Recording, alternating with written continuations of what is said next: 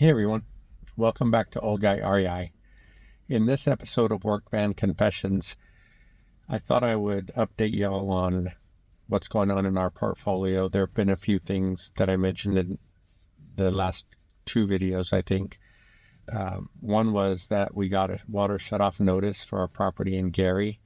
That is a single family, 3-bedroom, 1-bath that we bought through a turnkey provider that Millennial Mike started out with in that market. So we thought we would give that a shot. The property's been doing great. Rents are coming in on time. There haven't been any other real maintenance issues or anything that have popped up. So to deal with that shutoff notice, I just took a picture of the notice and sent it to our property manager. They got in contact with the tenant to see what was going on, sent us back an email saying that everything was good, the water had been paid and was still in good standing. So that was pretty simple. It took maybe 10 or 15 minutes to reach out to them and deal with that. We had a eviction pending on one of our other single families in Illinois that we got through a different turnkey provider there who we really like. And the court date was on the 22nd of May. Today's the 24th of May, 2024. And when we reached out to the property manager there to see how the process was going to go with them going to court and everything, they replied back to me, letting me know that that tenant had applied for some kind of a grant or rental assistance and had gotten approved. So her back rent will be getting caught up. Although it wasn't very much, she was only paying $66 or something of her rent, and the rest was Section 8. So we weren't losing a ton month to month on that property. We were still getting the majority of the rent. But now with her being able to get caught up, she won't be getting evicted, and Section 8 is going to pay 100% of her rent now, which is a good thing. So we'll let that go for a bit and see how everything works out.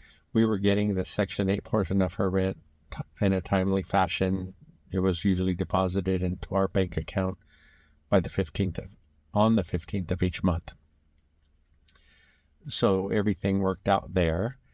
And we've been going through a rehab on our triplex in Missouri that is complete now. One of the units went vacant. Those tenants weren't taking very good care of the place. They were really messy. So our property manager didn't want them to stay. Since they left, we're doing new LVP flooring, new carpet, paint, replacing kitchen cabinetry and countertops, and just making the place nicer in hopes that it can compete with other rentals in the area better and help keep tenants longer. We had also decided to upgrade the heating and cooling. We installed mini splits in 2 of the units and replaced the wall furnaces. There was 2 existing wall furnaces, and we did that because the mini splits, after doing research on them, they have a hard time keeping up if the weather drops below a certain temperature. And in St. Louis, that happens, from what I understand, is maybe a week or so out of the year. And since the mini splits have a hard time keeping up, since those units also have a wall furnace, the tenant won't be without heat during that time. So we thought that was a good play.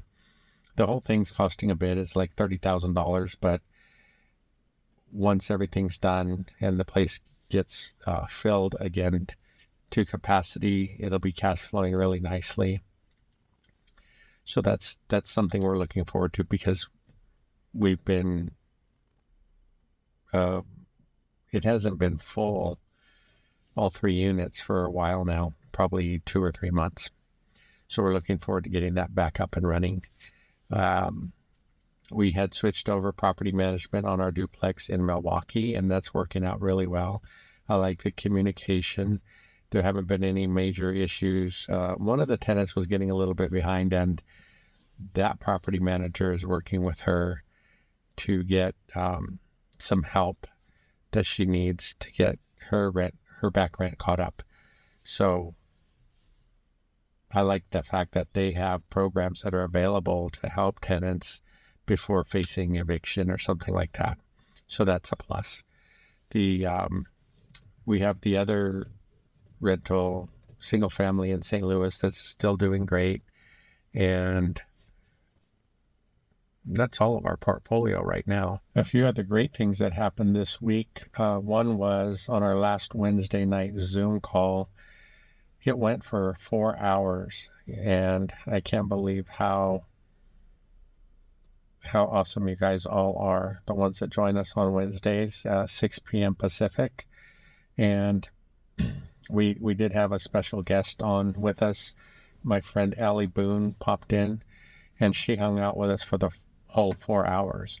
She's in the turnkey world, and she was there to answer questions about the turnkey process, share the markets that she has connections in.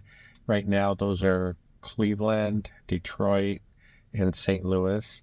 The St. Louis turnkey provider is the one that I've worked with a couple of times, and we really like him. But most of the properties that he has right now are on the Illinois side, in Cahokia specifically. He's talking about the area being revitalized. There's a new hospital being built, a new high school, things like that. It's been a little bit of a slower market in recent years. So we're excited to hear about all the new things coming. We only have one property there right now, but he's sending us some more, probably right here after the holiday. Today's May 24th, just before the big holiday weekend. And we've also reached out to our St. Louis agent. Her name's Sierra. Last name Sierra, first name Alicia, and she's been very helpful. She's searching for properties for us. And one of the interesting things that popped up this week, and I took it as a challenge from Millennial Mike, because we were talking about, me being 60 and trying to build this portfolio so that we'll have an easier retirement coming up. And how slow it was that you pick up a property and it's cash flowing a couple $100 per door, things like that. And it's going to take a while for rent increases and things like that to come about so that you can live off the cash flow. And he and Zuber had also told me that he saw us from here doing something like a BRRRR in some market somewhere. Because of my construction experience, I think that's a good option. I was interviewed with Zuber a few months ago, and he told me that. And then this past week, Millennial Mike brought it up again. He's, if you want to speed up your cash flow and build your portfolio for that reason, you need to do more than just buy off the MLS and buy turnkey, which I understand. So anyway, I took that as a fun challenge. So I've been searching for BRRRR properties in the St. Louis market that I'm already building a team in that market. If I don't find anything there, I may end up going to Gary and trying to find something through his network there. So hopefully that all works out. I'll keep you posted. It's great to have these mentors that are doing things in different parts of the country, different ways of investing.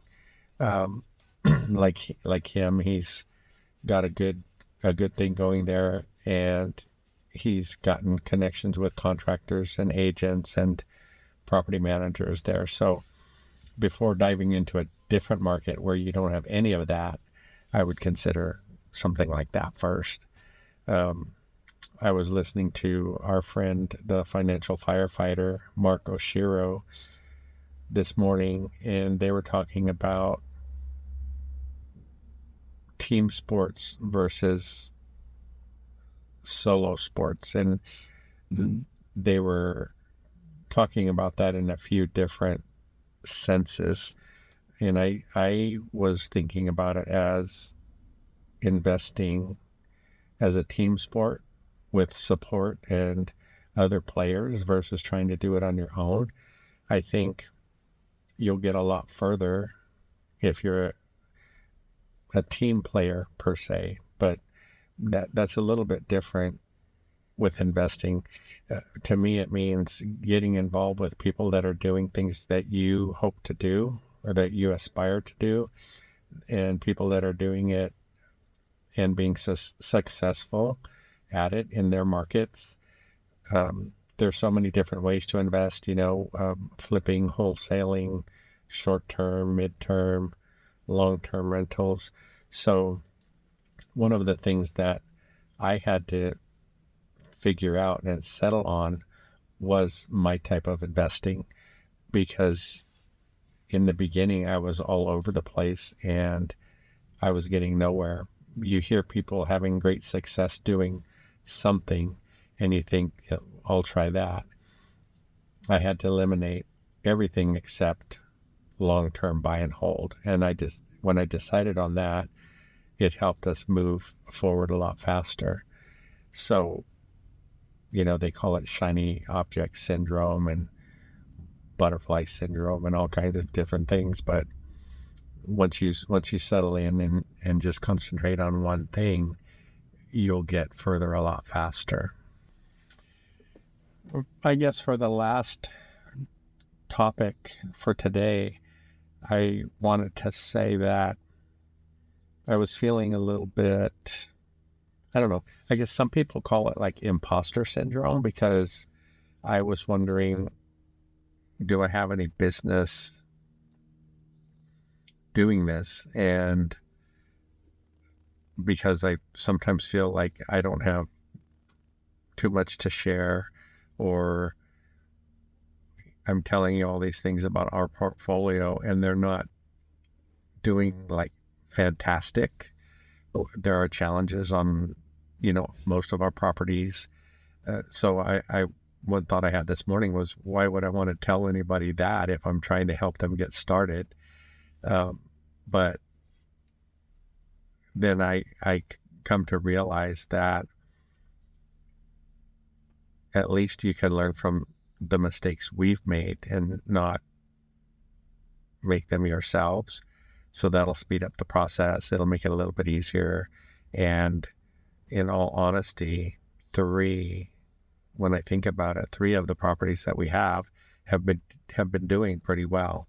Once I get the last 2 really stabilized, then our portfolio will be doing well overall.